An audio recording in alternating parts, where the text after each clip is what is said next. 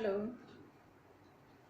हम अपनी ज़िंदगी में कितने लोगों से मिलते हैं, कुछ जाने कुछ अनजाने।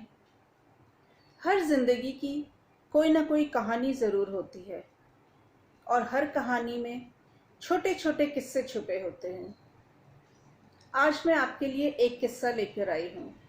कहानी काल्पनिक है, पर शायद ज़िंदगी की कोई सच्चाई हो इसमें। मेरी कहानी का शीर्षक है भंवरी। आज जल्दी नींद खुल गई थी निशा की। समय था तो सोचा रोटी की जगह आलू का पराठा बना ले टिफिन के लिए। आलू उबालने के लिए रखकर निशा नहाने चली गई।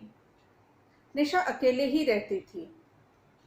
18 साल की थी जब संजय के साथ ब्याह कर इस नए शहर में आई थी।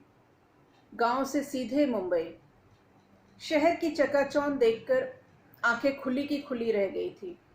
इतनी रोशनी, इतनी भीड़, हर तरफ शोर शराबा, चाहे दिन हो या रात।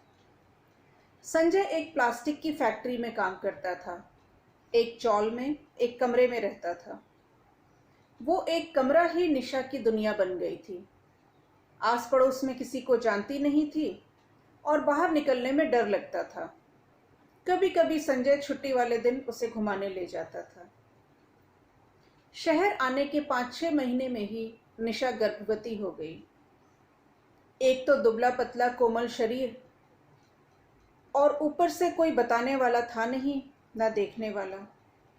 3 महीने बाद ही उसका गर्भपात हो गया। 6 महीने बाद निशा फिर गर्भवती हुई। संजय ने काम की बोझ की वजह से पीना शुरू कर दिया था। नशे में वो निशा पर हाथ भी उठा देता था।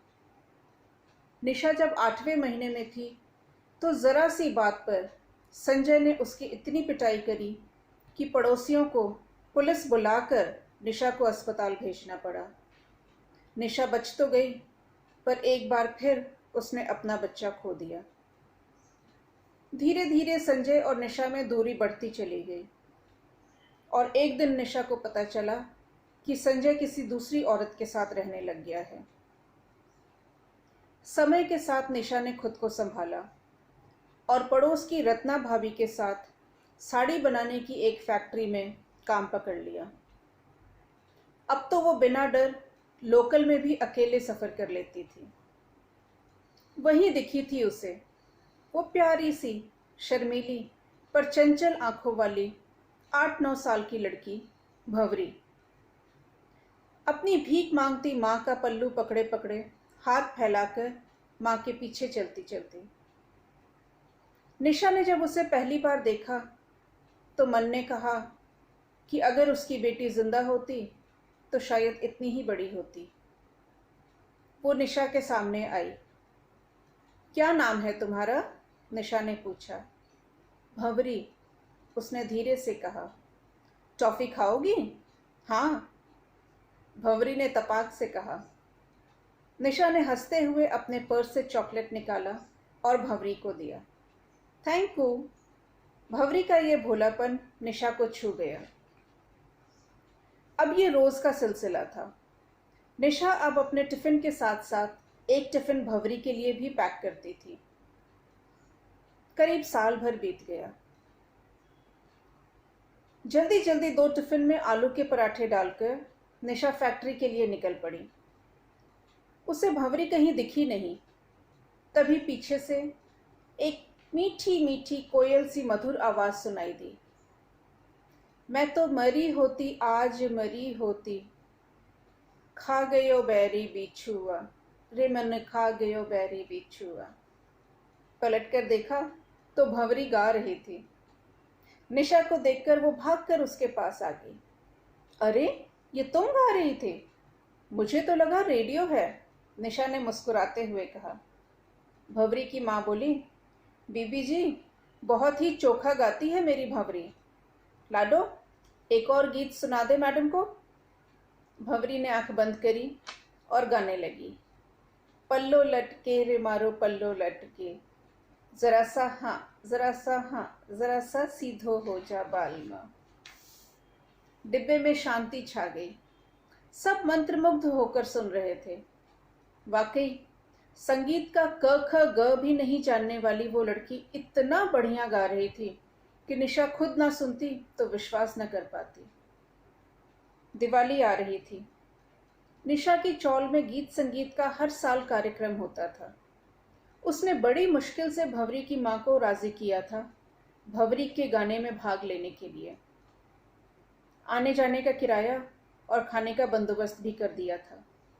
भंवरी के लिए और उसकी माँ के लिए नए कपड़े भी खरीद कर दिए। शाम 5 बजे से कार्यक्रम शुरू होना था, लेकिन 9 बज गए थे और भंवरी और उसकी माँ का कोई पता नहीं था। निशा चिंतित भी थी, पर एक मन ये भी कह रहा था कि भंवरी की माँ को पैसे मिल गए थे, भला अब वो क्यों आएगी। अगले दिन निशा ने गुस्से में सिर्फ अपना ही टिफिन पैक किया।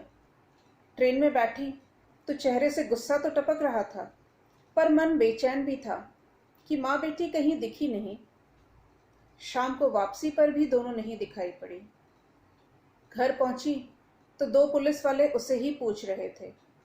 निशा घबरा गई। महिला कांस्टेबल ने कहा कि कल दोपहर को एक माँ बेटी का पटरी पार करते समय एक्सीडेंट हो गया था। दोनों वहीं खत्म हो गई। उनके पास से आपके पते की ये पर्ची और कुछ पैसे मिले हैं। निशा चक्कर खाकर गिर पड़ी। उसकी फेवरेट सिंगर बिना अपना पहला गाना गाए गुमनाम हो गई थी। ये थी मेरी कहानी भंवरी। प्लीज़ मुझे अपने कमेंट्स ज़रूर दीजिएगा, वो मेरे लिए बहुत कीमती हैं। उससे मुझे अपनी कमी पता चलती है और ये भी पता चलता है कि आपको मेरी कविता या कहानी पसंद आई या नहीं। Thank you.